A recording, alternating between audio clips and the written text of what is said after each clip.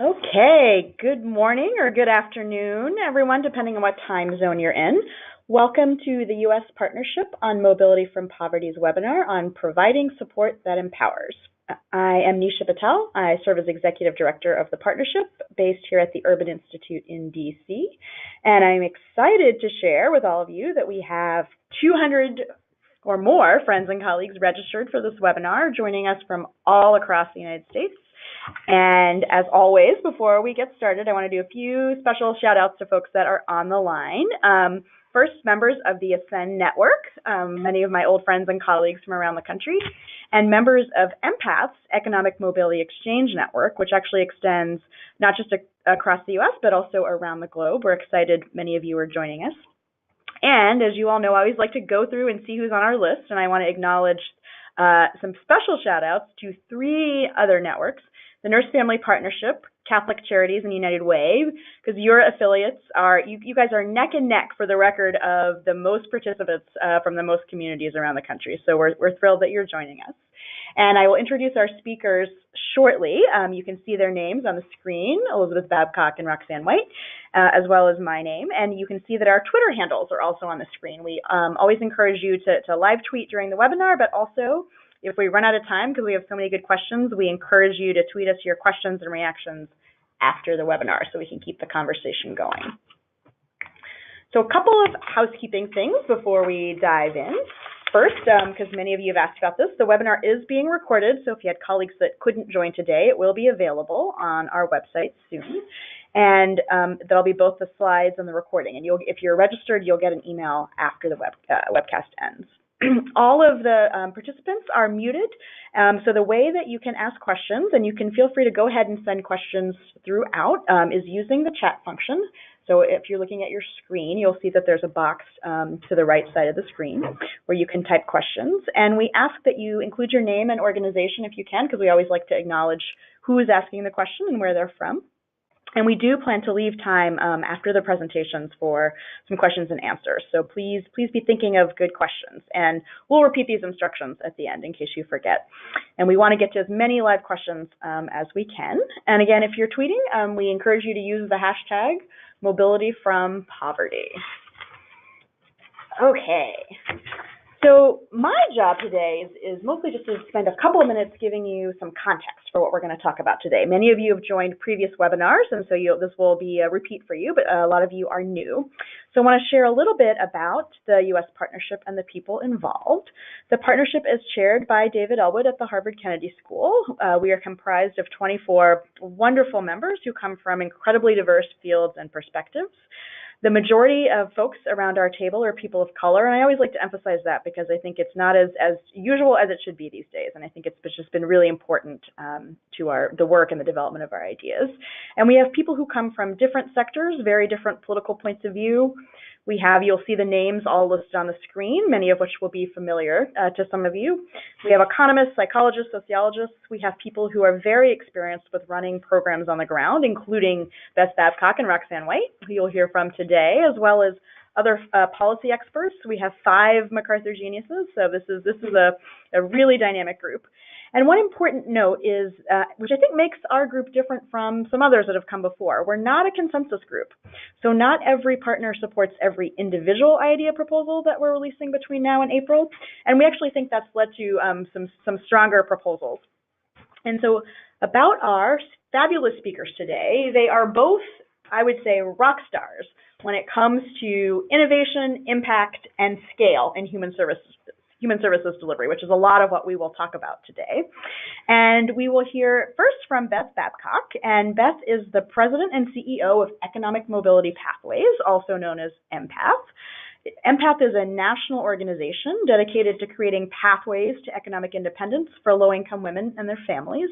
And Empath uses its unique action tank business model to design, build, and test new approaches for creating economic mobility, and then share them with other organizations and governments. And their applied research led to the development of their groundbreaking mobility mentoring platform, which you'll hear more about today. And that has been recognized for creating significantly improved outcomes across different domains in earnings and educational attainment and family stability. And then after Beth, we will segue to the fabulous Roxane White, who is the Morgridge Family Economic Security Innovator in Residence with Ascend at the Aspen Institute. And as many of you know, until last September of last year, she was CEO of the Nurse Family Partnership, where she led innovation and growth of the evidence-based home visitation program in 40 states and with 6 tribal nations. And while at NFP, she created the first in the country maternal and child pay for success project, and also secured a major investment from Blue Meridian Partners, which has led to just exponential growth of that network. And she was also, among many, many other things, previously Chief of Staff to Colorado Governor John Hickenlooper. So welcome, Beth and Roxane. And I'm just going to say a couple of more things briefly by way of context, just so for folks that are new to the conversation, to place the ideas we're going to talk about today in context. And so in terms of the partnership, what was our task? We had sort of one big question over the last 2 years that we've been focused on answering. And it was this challenge to think creatively and answer the question, what would it take to dramatically increase mobility from poverty? And we had a lot of deliberation about what success would look like. And one of our biggest insights was our definition of success, our definition of mobility. And that's the visual that you see on your screen. And where we came down is that, money is super important, but it's not enough. So economic success, which is the blue circle, super important, even fundamental, foundational, but it's only one aspect of mobility. Equally important are power and autonomy, a sense of having agency over your life, as well as a say in the trajectory of what happens in your life. And then third, being valued within community. And sometimes we talk about this principle as belonging versus othering. It also tied up in that are notions of dignity and of respect. Some people talk about this as social inclusion. And these 3 principles have been informed with conversations all around the country. I think all told, we did 30 or more site visits. And we have found that these principles have strongly resonated with diverse audiences. And ideally, each of the ideas and strategies we're putting forward through the partnership would embody all 3 of these principles. And I think you'll see that very clearly today in both of the ideas that we'll be discussing, that they really strongly support all 3 principles. And I'm making a big push for all of us as a field to really start thinking about how to measure these outcomes across all 3 principles, because I think that can fundamentally change the way that we invest. It'll fundamentally change the way we develop strategies and ultimately the way we deliver services. Okay. Last thing that I will say is sort of put the 2 ideas we're going to talk about today in the context of our overall strategies. And one of the other insights from the partnership, which I think won't surprise many of you, is that we believe that dramatically increasing mobility from poverty, there's no one magic strategy that's going to do it. It's going to require investment across 5 mutually reinforcing strategies. And our shorthand for those are narrative, jobs, place, people, and data. So changing the narrative, creating access to good jobs, ensuring zip code is not destiny, providing support that empowers, and transforming data use, right? And no one government agency, philanthropy, or organization can do it alone, but we believe by working together, we can dramatically increase mobility from poverty and restore the American dream. And the 2 big ideas that we'll be discussing today fall into our strategy and that piece of the pie that you see in the middle at the bottom, which is providing support that empowers. And we very intentionally wanted to talk about these 2 big ideas today, coach navigator models and evidence-based home visiting together, because they have in common the feature of working across different domains and really looking holistically at mobility. They both focus on helping connect people to a range of services and opportunities by putting families at the center and supporting empowerment. So we're going to start out talking about coach navigator models, and then we'll hear about evidence-based home visiting. So I am going to turn the microphone over to Beth Babcock. Take it away, Beth. Thank you very much, Nisha, and lovely to be with all of you in the audience today. Thanks for making time to hear more about how we can use brain science to transform human services and increase personal mobility from poverty. So what I want to talk with you today is about ways that we can take a really amazing emerging body of science from the behavioral, social, and biological sciences and use them to really reinvent the way that we help people with their personal journeys out of poverty. Next slide, please. So in brief, what this science suggests, and this is covered in more detail in the paper that goes along with these recommendations, what this science suggests is that poverty, trauma, and depression create special stress-related challenges to getting out of poverty. And these challenges basically are challenges to our thoughts, how we do problem solving, organize, our multitasking capabilities, how we set goals, and our emotions, meaning how we handle our fear and frustration and anger, and how we persist through highly challenging circumstances, our actions, how we regulate ourselves, and how we follow through to attain longer-term goals. And last but not least, our future orientation, and in particular, weighing the future and what's going on today and what the decisions we make and how they impact our future. These challenges are common to all of us. Stress affects all of these thoughts, emotions, actions, and future orientation in everyone. And what we know now is that it's just the degree to which we experience stress, the chronicity of our stress, and the severity of our stress that impacts the degree to which we will have extra challenges in these areas. Next slide, please. So what our paper talks about is how we can use this science to basically completely transform the way that we do our work in helping low-income families move out of poverty. And basically, the paper talks about the work at 3 levels. Brain science can be used to basically change the environments that we're working in to make them feel more safe, to help focus attention, to help us actually be able to do our work more completely and thoroughly, and allow for us to create process improvements such as prompts and reminders and other organizational process strategies that help deal with the challenges, the special challenges that poverty creates.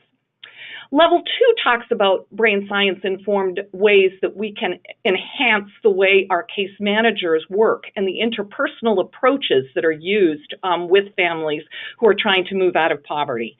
And in particular, what the science has informed is the creation of wonderful interventions such as trauma-informed care, cognitive behavioral therapy, and motivational interviewing, all of which are techniques that have come out of this science and can be applied in case management to help families get ahead. These 2 levels, level 1 and level 2, basically the science is used to retool existing programs and environments. But level 3 is talking about doing the work in a completely new way, and that's the Coach Navigator models. We're going to be focusing primarily on level 3 in the rest of this conversation because level 3 Coach Navigator models are using this brain science in ways that actually are moving families completely out of poverty. Next slide, please. So what are Coach Navigator models, and what is it that's unique about the Coach Navigator model that differentiates it from maybe other types of interventions? Well, I want you to think about 2 primary characteristics that define Coach Navigator models.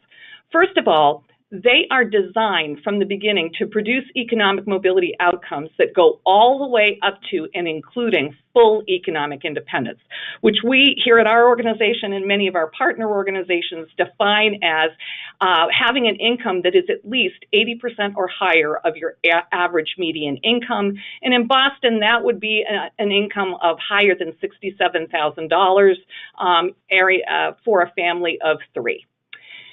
So first of all, they produce complete economic mobility, or they're designed to do that when they can be fully deployed. Second of all, they are designed not only to help families get ahead and actually do the things that they need to do to help themselves move out of poverty, but they are designed to have that very process of getting ahead and creating that economic mobility actually reinforce and strengthen the personal decision-making and self-management skills that poverty itself most depletes and challenges. So here we're talking about, number 1, helping people move to get ahead and get better jobs, better education, better housing, better management of their money. But second of all, the process of actually doing that being used and designed to actually help improve problem solving, decision making, goal setting, future orientation, and the ability to persist. Next slide, please.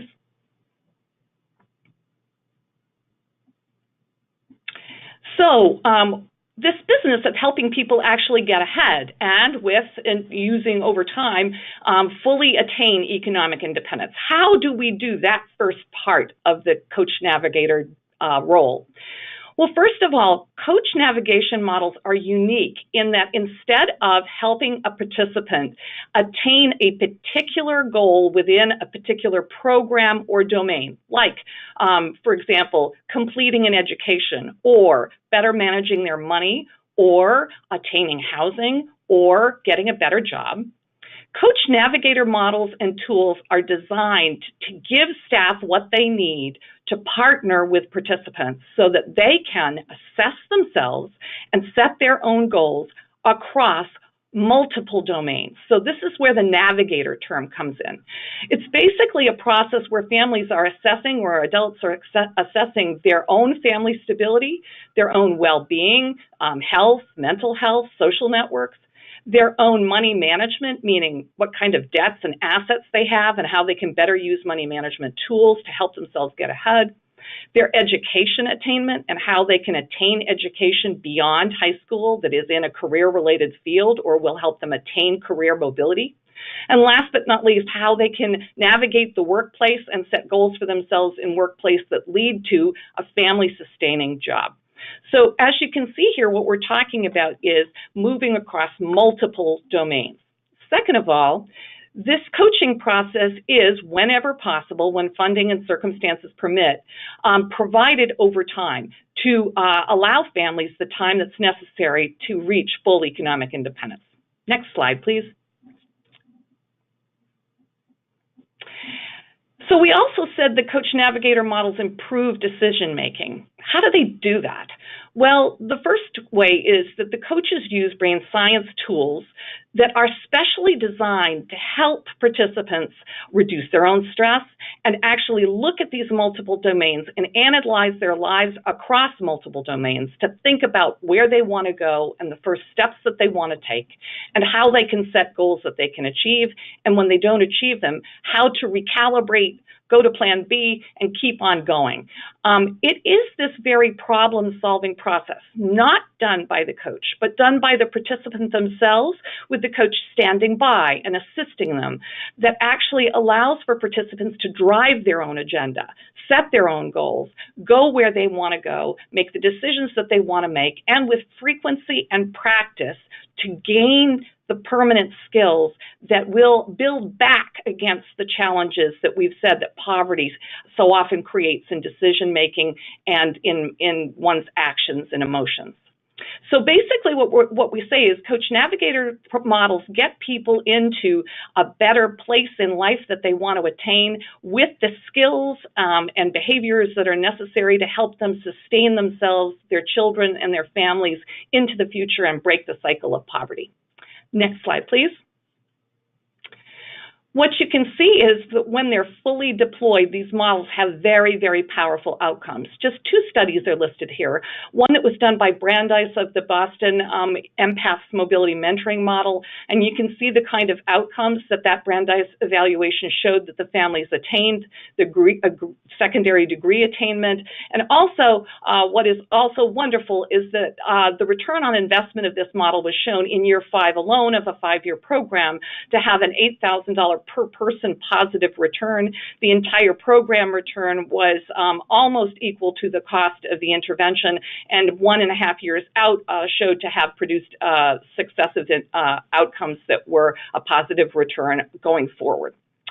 With Washington State, the Department of Early Learning has implemented mobility mentoring in all their early Head Start programs and evaluated this with 10,000 families with an intervention that had a control group, and the positive parent outcomes for the intervention showed statistically significant gains at the highest levels in 17 areas of adult development, including earnings, education, parental satisfaction, parental engagement. Next slide, please.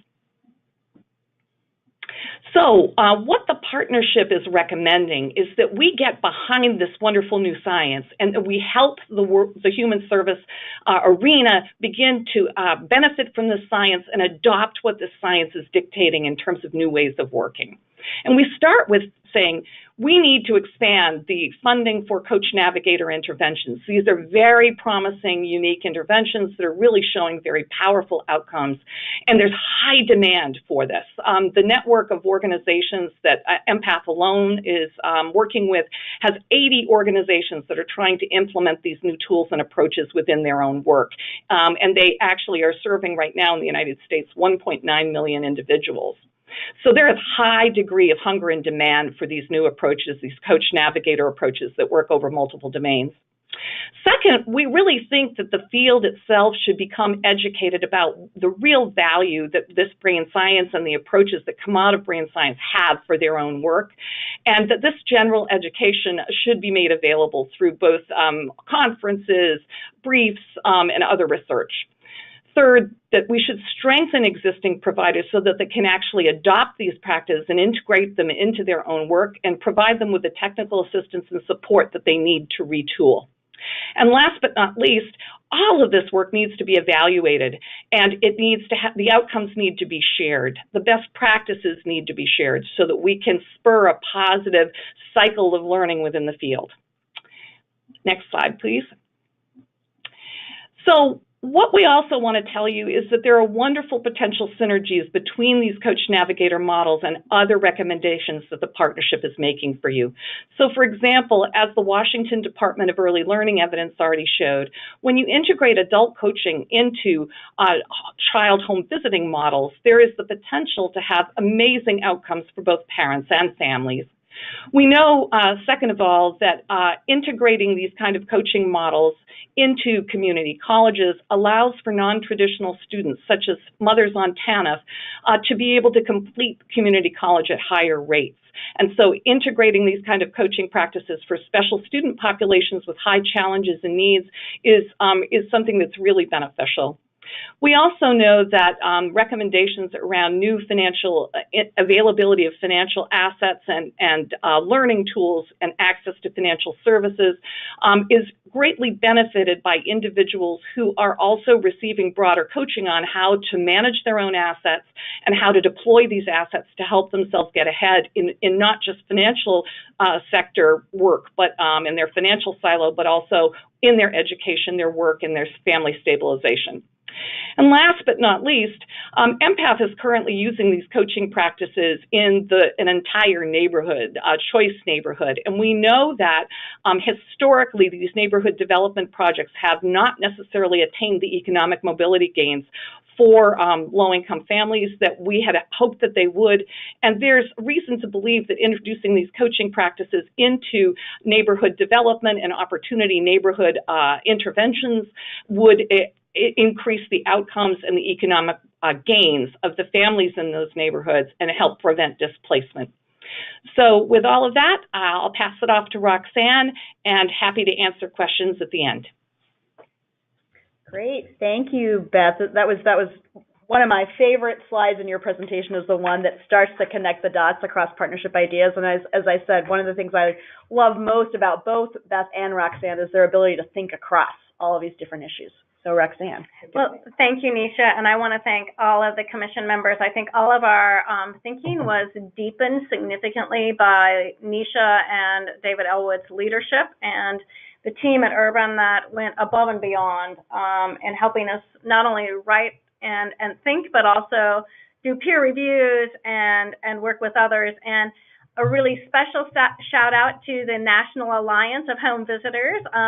They are meeting today, and there happen to be 15 of them representing 10 different models in the room together, listening together, which I just think speaks as well as the power of the home visitation field, working together, as well as working with community colleges and folks like Empath and on banking and EITC and all of the things that we are recommending as a group. So a shout out to my old friends, and thank you as well for all the home visitors who I noticed on the list who have joined and who took a little time out from visiting families today to be here and think together.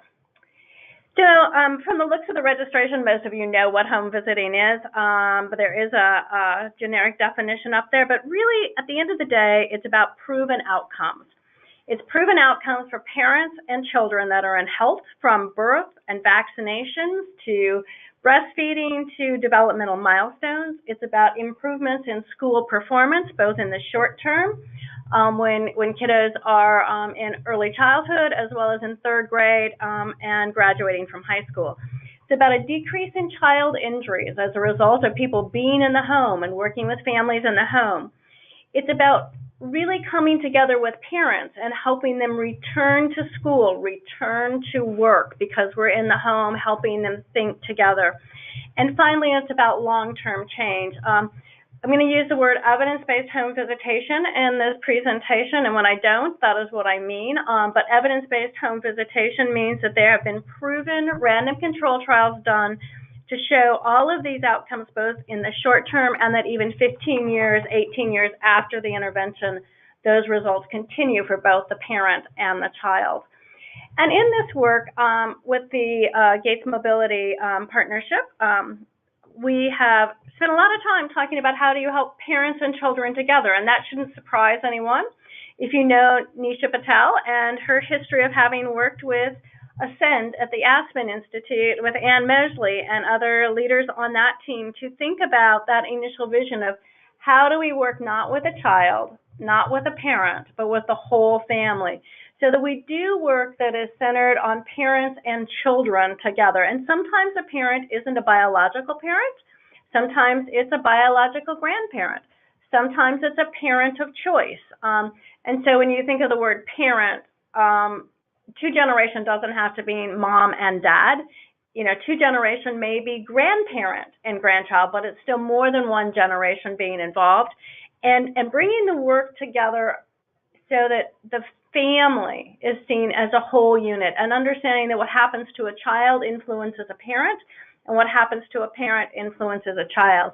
We all know that when you can get a parent to go back to school, children tend to do better in school, or that if you have a sick child at home, it's hard to make it to work, and so that we're interconnected as family members.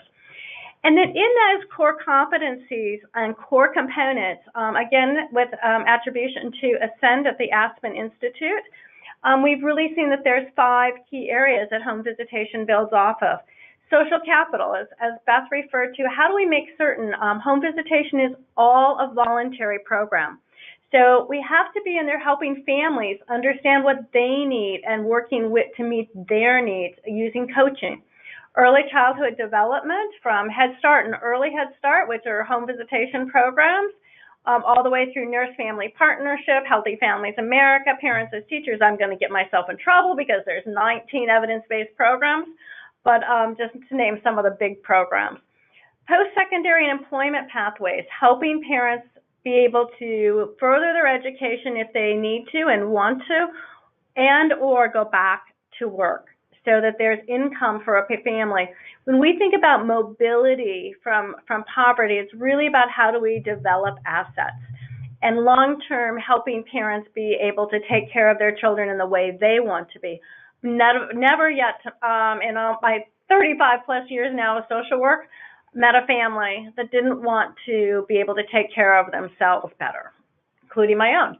And building economic assets, and then always looking out for health and well-being. And we mean health in the widest sense of mental health, physical health, behavioral health, access to care, and as Beth referenced earlier, adverse childhood experiences, toxic stress, and brain science, with the home visitors understanding that.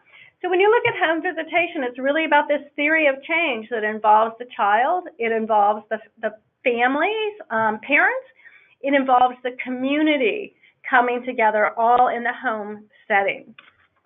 When we look at evidence-based home visitation, and I really want to thank the National Alliance again of Home Visitors, because in those 10 models have provided the vast majority of those 301,000 families that were served in the last year based on the Home Visitation Yearbook. And so we look at families served and where we could get the data, also how many children. And so we know that not all models keep track of how many children are served in those families, and that number is probably under-reported. But overall, we're seeing about 300,000 families a year. The great thing about home visitation is because of our partnership and friendship with the folks at HRSA, and thank you so much for being on the phone, our partners there, and the Maternal Infant Early Childhood Home Visitation funding, and if you don't know that name, McV funding, Maternal Infant Early Childhood Home Visitation, that was funding that was federal funding that was authorized and really allowed home visitation to do some significant expansion. So that in most places in the country, there are home visitation programs, but as you see in the map, there's many counties without evidence-based home visitation there, reaching families. And one of those concerns are disproportionately communities of color. Those are disproportionately rural families and areas of high poverty. So when we look at what could we and should we be doing with home visitation, we know that we're seeing 300,000 families a year, and there's just over 18 million who could benefit from home visitation. When we look at families who have children under 1, where they're single parents, parents with no high school diploma, a pregnant mother under the age of 21, and who are at the federal low-income guidelines. So there's a big gap between need and services throughout the country. And that's a concern because there's, as Beth referred to, in all of these recommendations coming from the partnership, where we're recommending specific programs, there is extensive research being done or has been done on the evidence of effectiveness.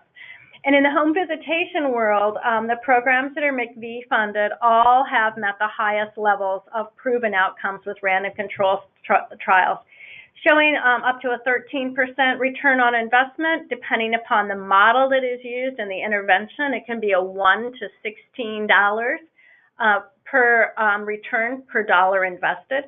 We know that for families with young children who have an annual income of $25,000 or less, a $3,000 increase during the years of early childhood yields a 17% increase in adult earnings for those children. And so that's why when we talk about 2 generation, it is how do we help the parents be lifted out of poverty? How do we help the child have a better success in terms of asset development? And obviously, we know more and more about brain research that shows the brains of new parents, in addition to the children, undergo a major structural changes, just as babies do. And again, I want to really thank the partnership for this work. I also want to thank HRSA and JPAL North America and Social Finance, who are all on the call, for your continued looking and research of evidence and proof of effectiveness. There's nothing that the partnership is recommending that doesn't have a strong desire to either have solid evidence in place or to continue solid evidence of effectiveness. We really believe strongly as a group, even though we didn't come to consensus on everything, I don't think there was any disagreement that there had to be proof of effectiveness of the work. And so that I really want to thank again the members of the commission who really helped us think through recommendations and where should home visitation go in the country. And the first one is, well, we were delighted to have that our first recommendation has occurred. Our first recommendation was to make certain that federal funding in the form of McV was reauthorized. We had hoped that there would be expansion funding this year. That didn't happen, but reauthorization was a really, really big deal. So congratulations and thank you to all the Home Visitation Coalition and the Alliance for making that happen so that we can at least continue to serve the families that have been served, and to HRSA for all of their work on that. But we have to really access more larger funding streams. $400 million does not start to cover the need in the United States. So how do we access state Medicaid funding? For some of our programs are accessing education dollars. We need to continue to access all of those larger streams of funding that we possibly can, and remain responsive to ongoing efforts to reform the U.S. healthcare system, and I would say child welfare systems, and all of those systems where our families don't have to be costly or involved because home visitation helps prevent that. We want to grow the home visiting workforce. I'm so delighted to have so many home visitors on this call. We know you're critical, and that minus the workforce, we don't see families. So we need to continue to make it a career choice that is appealing to families. Mobilizing strategic partnerships in priority states, whether that's with our United Way partners who are on, our housing community partners who are on. Families live in communities. Communities reach families in different ways than national models do, and we have to work together on that. We need to invest in community-wide efforts to promote population health, and we have to convene stakeholders to identify sustainable funding solutions, and with that, choose the right home visitation program for your community. One of the great things about having so many evidence-based programs is that you can choose the right combination of programs, and many of the home visitation programs are now working together and find the right solution with the right outcomes for your community.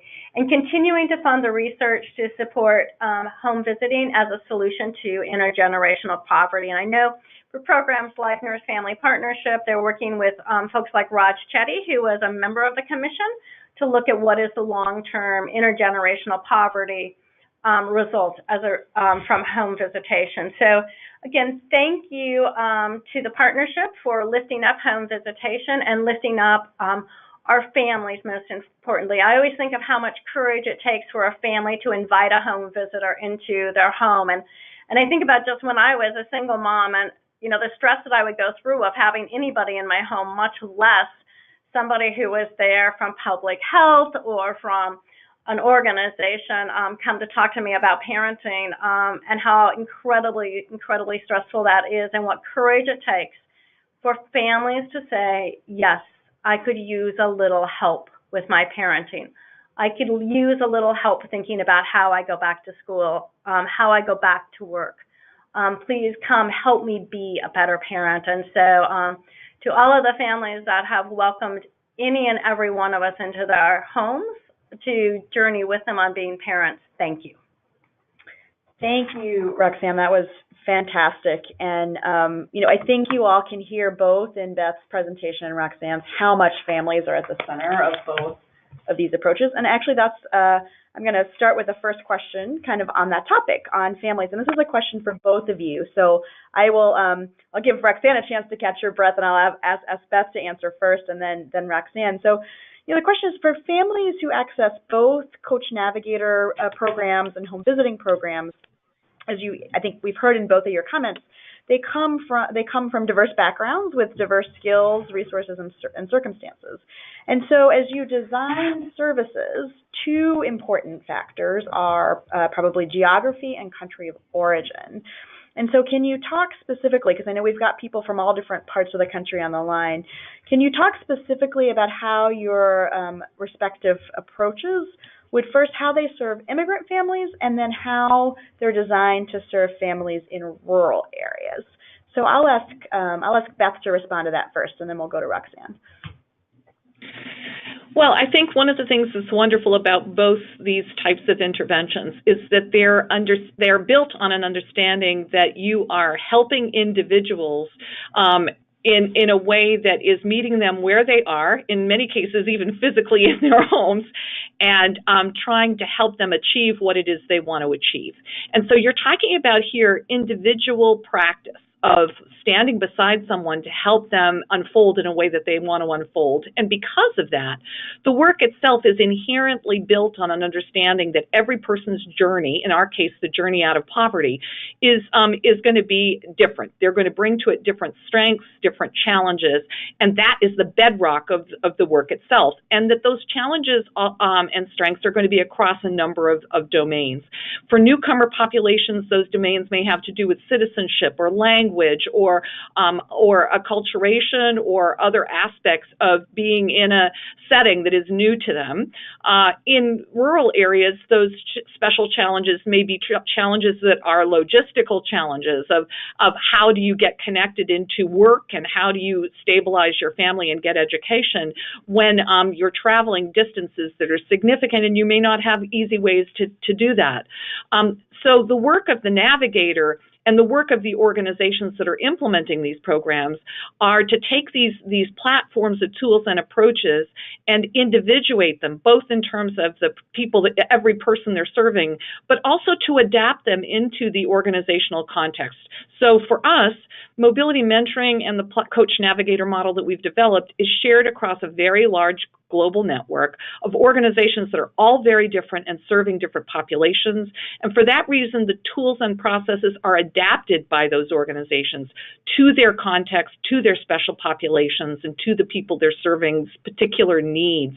And as we learn more about how these organizations adapt the tools and practices to the populations or individuals, they teach us more that can be shared across the whole network about how we can benefit from each other and what we're learning in creating tools that are very respectful of and built out of what individuals bring to the table in terms of special challenges, but also special strengths and knowledge that can be shared. Great. Thank you, Beth. Roxane?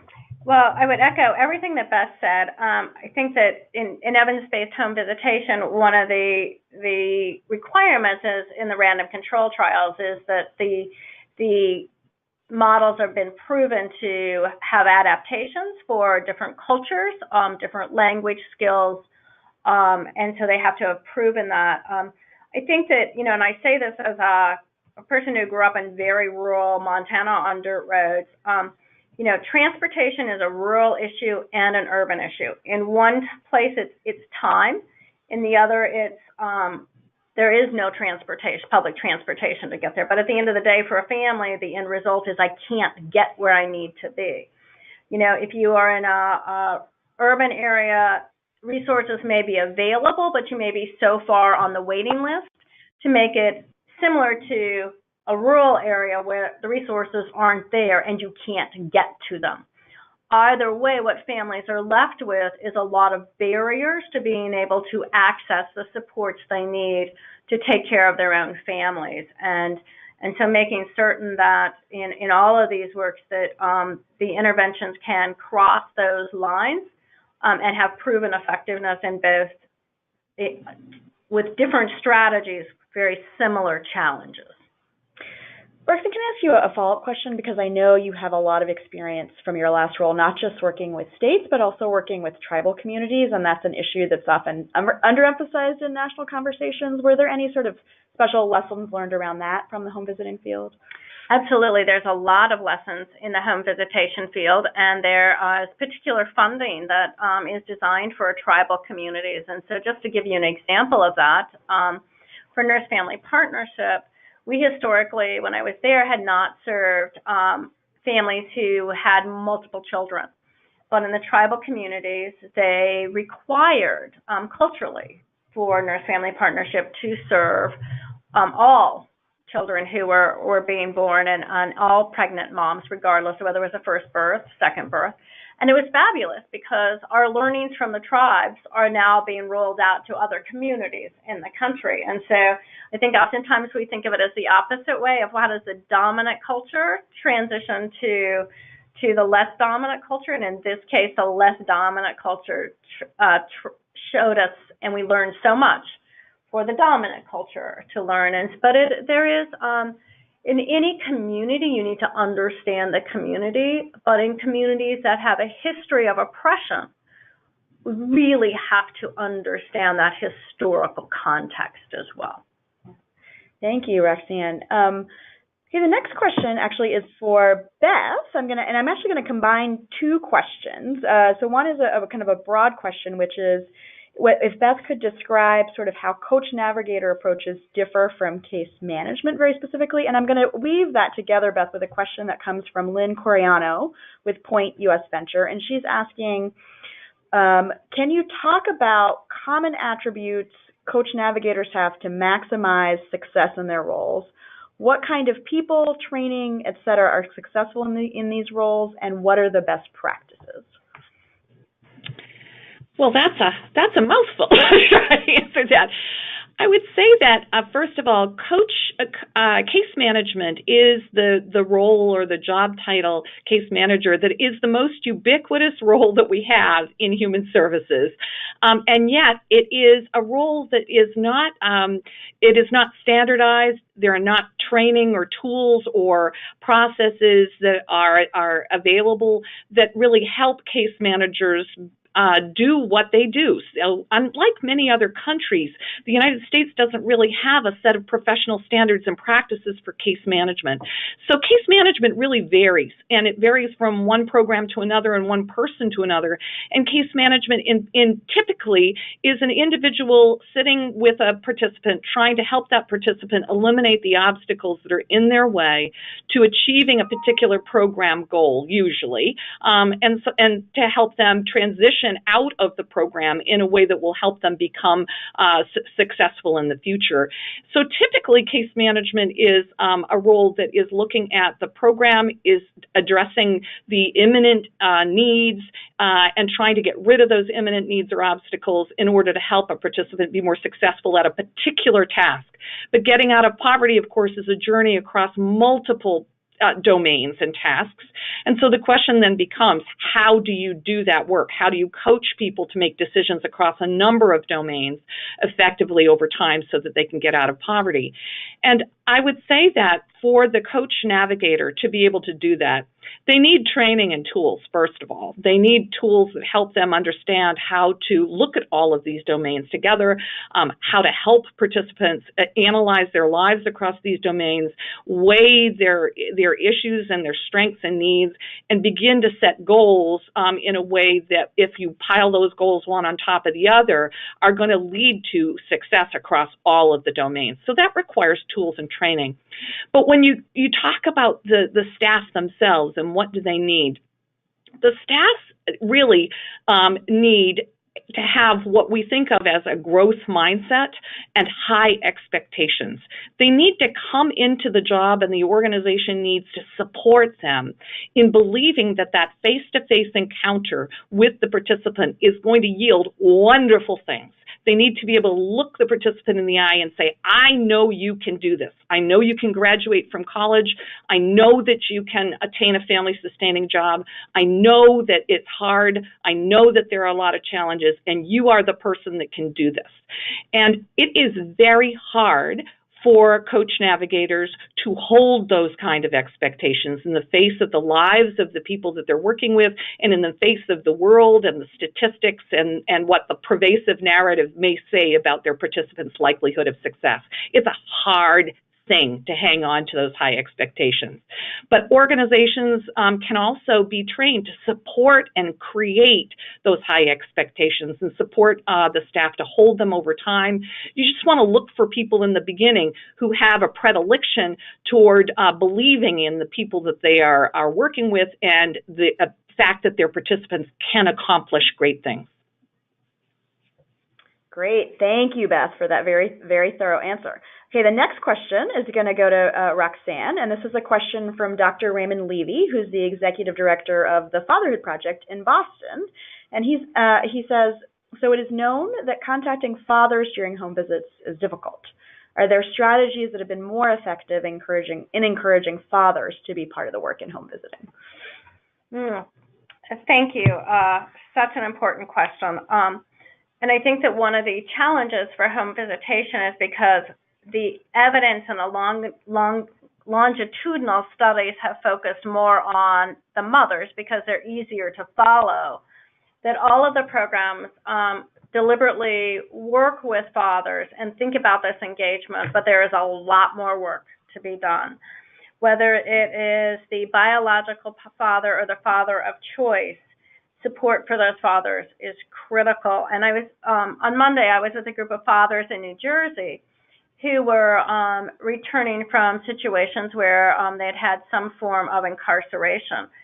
And they were talking about how difficult it was for them to come back and be parents, and that they didn't know how to do that. And they were worried about coming back and being in the discipline role only, or in the fun role only, and how difficult it was for them to integrate back into a family when they had been absent.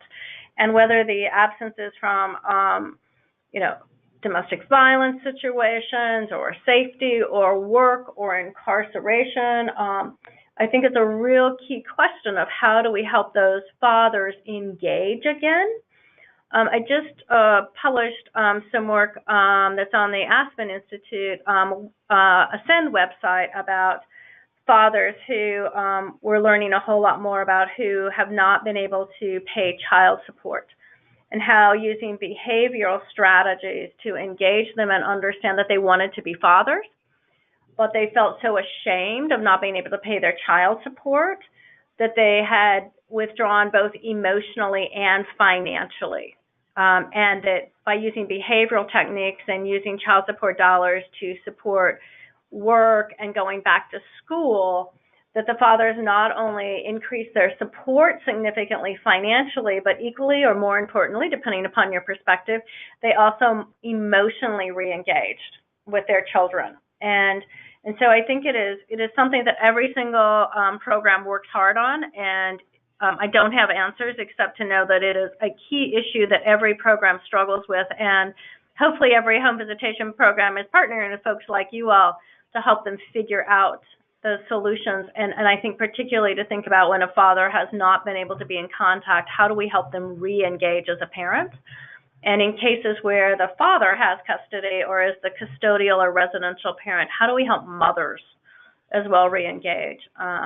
Because I just found that panel so profound in that. Thank you, Roxane. So in addition to Roxane's very excellent piece, I would also encourage folks to read the paper that the partnership published last week on transforming child support to be a family building institution by Kathy Eden and colleagues. So definitely you can see how these issues all start to intersect. Okay, the next question I think is actually a good one for both of you. And I think I will ask Roxane this question first and then go to Beth. And it's about data collection. And so this is from David Cooper, the Executive Director of the Brisbane Center in Fredericksburg, Virginia, nearby. And he's asking, do you have, and I know you'll both have a wealth of things to say about this, do you have specific metrics or instruments that facilitate data collection to demonstrate longitudinal results, as well as collective or transdisciplinary results? So we'll start with Roxane and then go to Beth. Sure, and all of the home visitation programs that are McVie funded have tremendous evidence and longitudinal studies, and they're on all of their websites. So, for example, if you go to Nurse Family Partnership website, you'll see all of the peer-reviewed, published research. HRSA at the federal level also has, if you just keyword in McVie, M-I-E-C-H-V, you'll see that. And in our paper, we cited a number of those reports and all of the dimensions that are tracked federally. So whether it is healthy birth weight, vaccinations, most of the programs are doing parents, economic outcomes, that sort of thing as well. Great, thanks, Roxane. And Beth? I know you collect a lot of data across your network as well. We do. We and the partners in our network collect a lot of data, and we collect data about the actual outcomes themselves, so earnings gains over time, education gains, savings gains, debt reduction, increases in family stability, such as moving from being homeless into your own home, and other indicators like that. But what's even more, I think, important is that we collect data on the process of attaining those gains in a way that participants and their coaches, their mentors, can use to facilitate the work that they're doing. So in every one of the domains, the 5 domains that I was talking about, we track the goals that have been set, goals that are specific. So goals for weight loss, goals for smoking cessation, goals for children's education gains, goals for semesters of school completed, goals for promotions in a job or gaining skills on a job. And those goals are tracked over time, their successful completion or their not successful completion and recalibration, so that over time we have a pattern of achievement that coaches and participants can use to see the progress that they've made stacking up on top of itself and to see how it's leading them ultimately to that family sustaining job and to actually be moving out of poverty. Great. Thank you, Beth. So I think we have time probably for one more question in the next 5 minutes. And this is one I think that's, I'm going to ask both of you, and I'll ask Roxane first because I know I introduced you in the beginning as two rock stars on innovation, impact, and scale. So this goes to that. And I'm actually thinking back to early conversations 2 years ago I had with each of you about scaling, right? So when we've got effective and promising models, there are different ways we can think about that, and at least two ways. One way might be saying, okay, we've got a model, it's got a strong evidence base, and so we want to maintain a high level of fidelity, to the model. Another way is to think about how you adapt different aspects of the program based on some of what we talked about before, different geographies, environments, populations. And so, how do you think about that? Are you pulled strongly toward one end of the spectrum or the other, sort of fidelity versus adaptation? And can you talk about some of the benefits and trade-offs? So I'll start with Roxane and then go to Beth. It is always a challenge of how do we make certain that the supports we provide for families are two things: relevant to what they need at the time and two, effective.